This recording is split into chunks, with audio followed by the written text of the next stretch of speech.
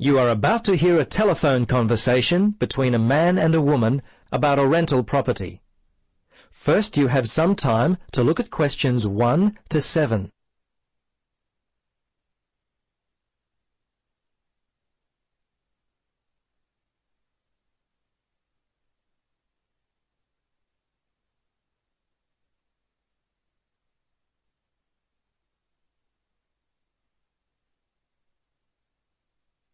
Now, listen carefully and answer questions 1 to 7.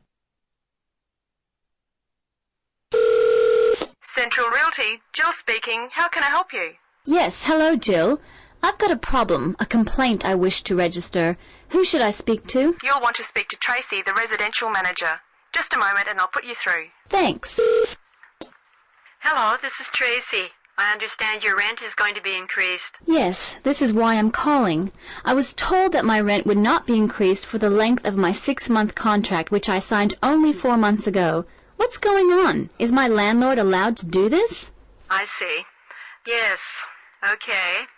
That seems strange. Look, can I take down some of your particulars and I'll register a formal complaint to the landlord on your behalf? Yes, sure, that'd be good. Firstly, name and address, contact details. Yes, Jane McSweeney. That's McSweeny.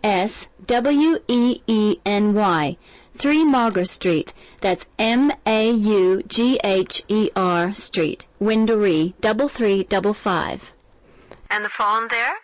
Yes, you can contact me on 334756 extension 3176. I generally arrive home by 6 o'clock in the evening, so you can call me around that time, but not after 9. Oh, sorry, 8:30, because that's the time I leave for work. Okay, so I should note down that the problem is that your landlord wants to raise your rent. And when did you first move in? Yes, well, the contract began on August 1st, and... oh, hang on. Sorry, that's the ending date. We actually moved in on February the 1st. Before you listen to the rest of the conversation, you have some time to look at questions 8 to 10.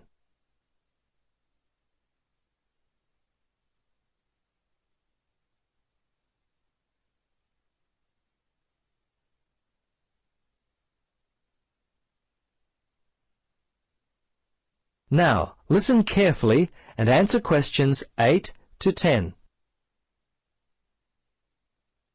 Okay, good.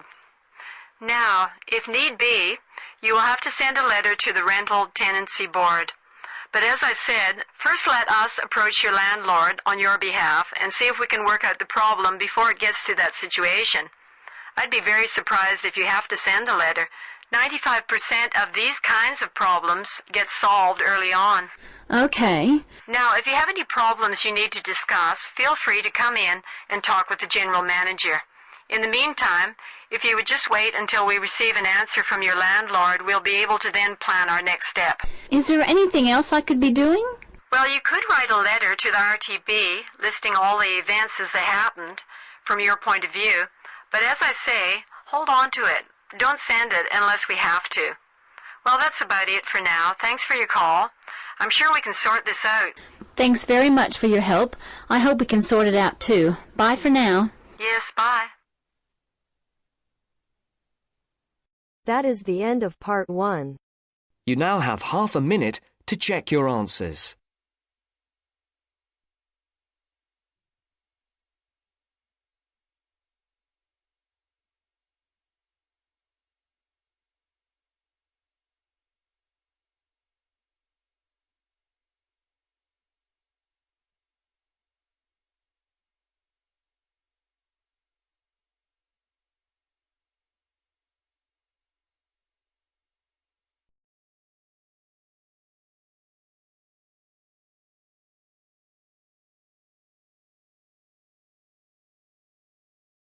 Now turns to part 2. Part 2. You will hear a telephone conversation about a job vacancy. First, you have some time to look at questions 11 to 15.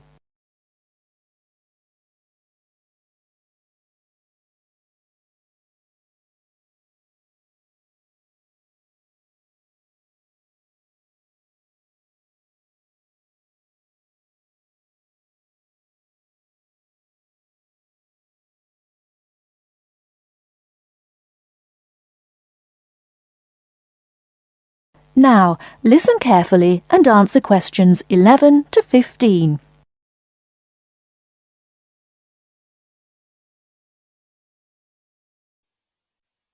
Hello, Top Job Employment Agency. Ellen Sykes speaking. How can I help you? Good morning. My name's Steve Collins and I'm calling about the call centre job advertised in today's paper. For an operative handling credit card inquiries? Yes, that's right. The wages and working conditions are all in the ad, so what I'd like to know now is what the work actually consists of. I should explain that I'm a student looking for a summer job, not long-term employment. That's okay. The people at Intercard say they've always found students to be honest, which of course is essential in this line of work, and they have the basic IT skills needed there.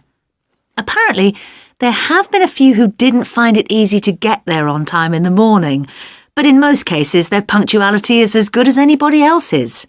Anyway, about the work. And I know a bit about this because, as it happens, I've worked there myself. Really? Yes, for about a year. You'd find that most callers would be people wanting to check the balance on their cards, query payments made and so on. And from those who've had their card stolen? No, they ring another number for that, an emergency line. People also call that number if they lose their cards. And what are most callers like? I mean, what kind of people are they? All sorts, really. All ages, every kind of background. Though one definite trend is the change in the number of women. Nowadays, they make up around 55% of the total, whereas years ago, there used to be a majority of men calling. At one time, I heard, as many as 3/4 of all credit cards were actually held by men, but that must have been long before I was there. It's certainly different now. So to do this job, what sort of experience do I need? None, really. Have you got a credit card yourself? Yes, I have. Then you probably know quite a bit about them already. And as a student, you're obviously intelligent, which of course you need to be for the job. So after a day or so working with an experienced operative, I'm sure you'll have picked up enough to deal with routine inquiries, which of course most of them are. But there are bound to be questions I can't deal with, at least at first. What happens then? In that case, you can ask a supervisor. They're very helpful to new staff. I think I like the sound of this. What do I do next?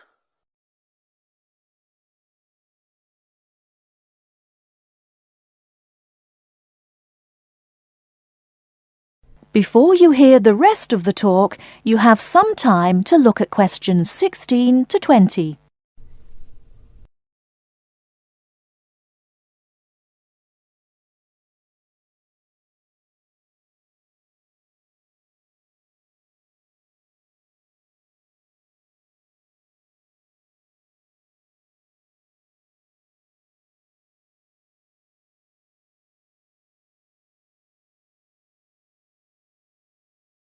Now listen and answer questions 16 to 20.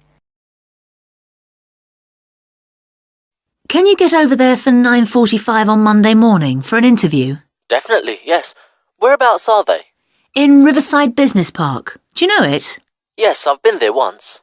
How do you usually travel? By bus. Right. So you take either the 136 or 137 to the bus station, and when you come out of there, you turn right. Along Orchard Road, that is. The road from the railway station? Yes, that's right. You go past the petrol station next to the car dealers, then carry on down the road. Do I take the first left at the main car park?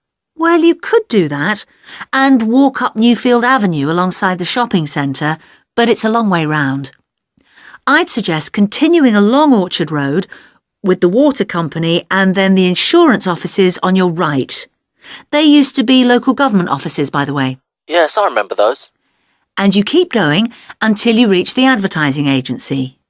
Now, facing that is a small road called Cherry Lane. There's a newspaper office on the corner, and opposite that is a big hotel, so you can't miss it. And how far down that road is it? Well, they aren't actually in Cherry Lane. You walk as far as the next junction and turn right into Almond Drive at the mail centre. Intercard is in the third building on the right between the airline offices and the shipping company. Fine. I'll be there on Monday. Thanks very much. Bye. Good luck. Bye.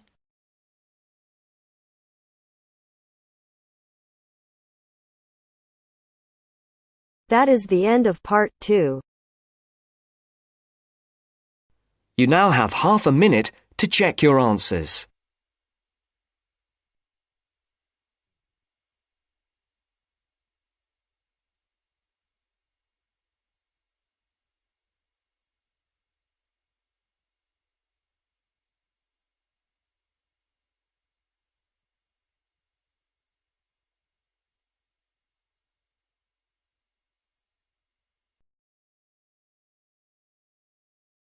Now turns to part 3. Part 3.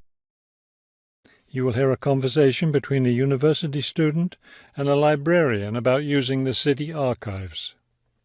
First, you have some time to look at questions 21 to 24.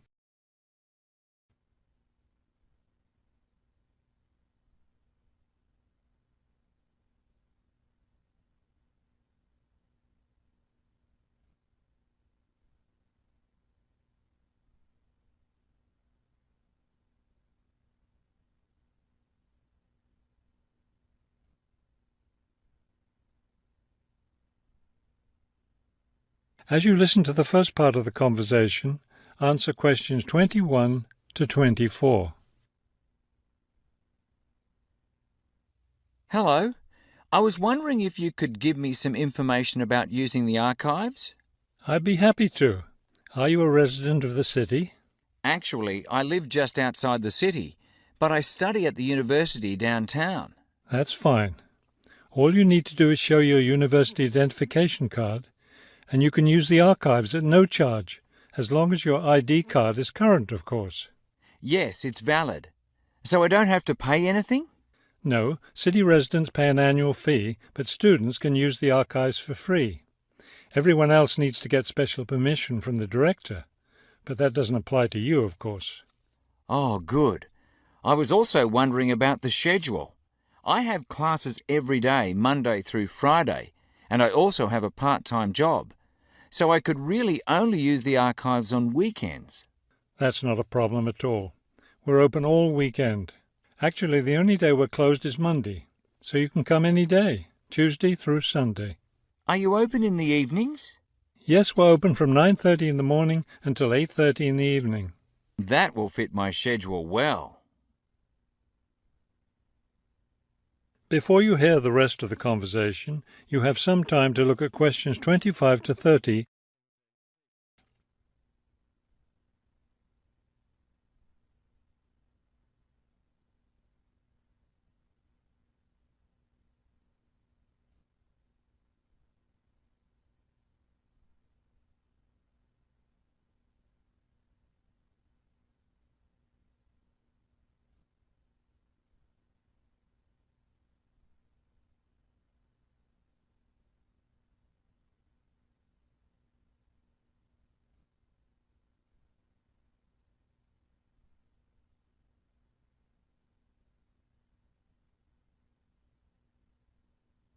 Now listen and answer questions 25 to 30. Is there something else I can help you with? Yes. One thing I'll be needing to see for one of my class projects is old photographs. Do you have photographs of the city in the 19th century that I could look at? Yes, we store all the photographs in the basement. Those stairs over there will take you down to the photography collection. Just tell the librarian there what you're interested in, and he'll help you. Those would be 19th century photographs? Yes, the entire collection is there. Now, if you're interested in seeing documents from the 19th century, those are right here on the ground floor. I would like to see some of those documents. Does that collection include newspapers too? No, all the newspapers from the earliest ones in the 18th century up to the current time are on the second floor. Here, let me just give you this map of the archives, and you'll be able to find whatever it is you need. Thank you.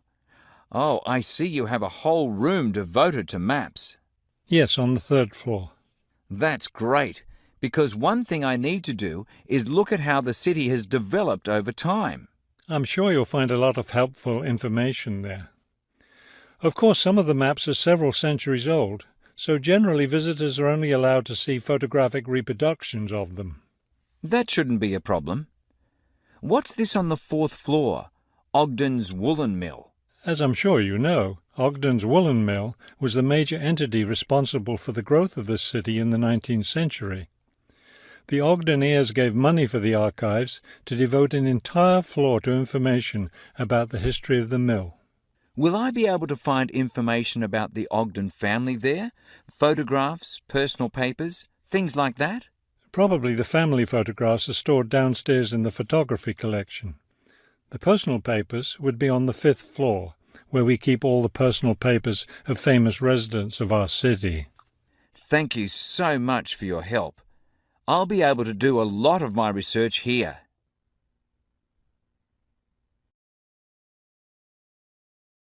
That is the end of part 3. You now have half a minute to check your answers.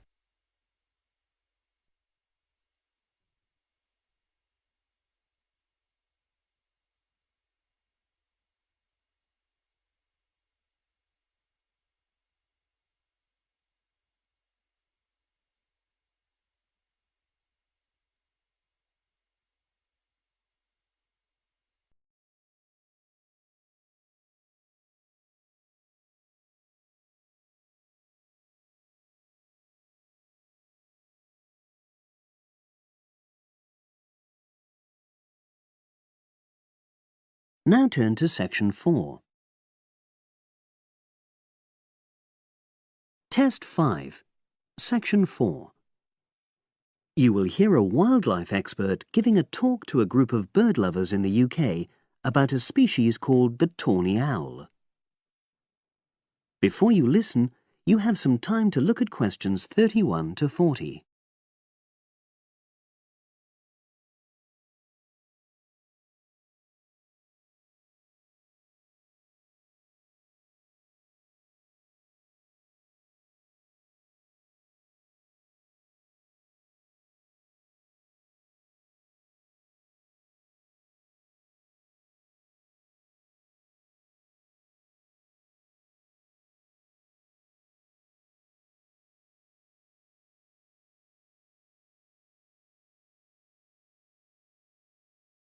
Now listen and answer questions 31 to 40. Good evening, everyone. You're all likely to be familiar with pictures of the tawny owl. Because of all the owl species in the UK, it's actually the most common one. But the chances are that you're more likely to have heard one than actually seen one, as it's also strongly nocturnal. This means that it normally ventures out at night. So, what kind of habitat does the tawny owl prefer? Well, a survey carried out in the 1980s confirmed that this owl is most likely to be found in woodland. If you look at a map of tawny owl distribution across Britain, you'll only see gaps in the treeless marshy areas of eastern England and in some of the more upland parts of northwest Scotland. However, you can sometimes find populations of tawny owls in urban areas too, either in parks or in large gardens. The tawny owl shows some obvious adaptations to its natural habitat. For example, both its wings and its tail are short, which helps it to maneuver through the trees. Also, the bird's plumage is a mixture of brown and grey, and this provides suitable camouflage for when the owl perches up against a tree trunk. Then there are its large eyes. The tawny owl's visual capacities are considerably better than those of humans, and although it can't see in complete darkness, it's sufficiently well equipped to be able to navigate its way around woodland on all but the most overcast nights. Another factor that contributes to the tawny owl's success as a hunter is its excellent memory of the layout of different areas. If you combine this ability with the owl's strongly territorial and sedentary nature, most populations of tawny owl are sit-and-wait predators, you realize that it has a good opportunity to predict where prey might be found. Finally, as well as having large eyes, The owl's sense of hearing is excellent, and this helps it to locate potential prey as it sits on its perch.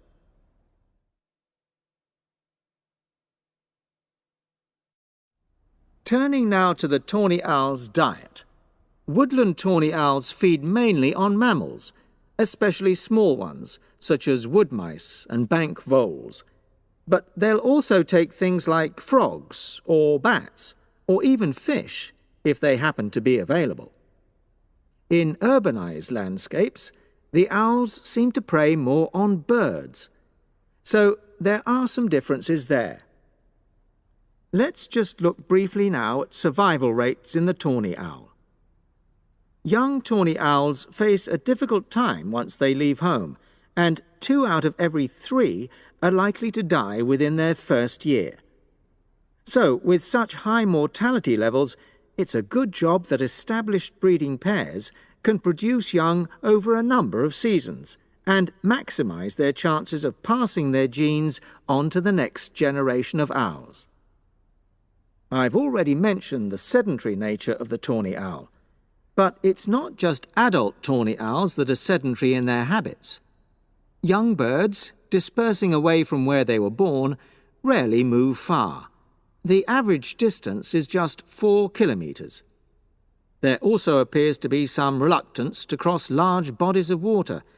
The owl is absent from many of the islands around our shores, with only occasional sightings in Ireland and the Isle of Wight off the south coast of England. Right, well, now I'll show you some photographs that have been taken in one or two of the...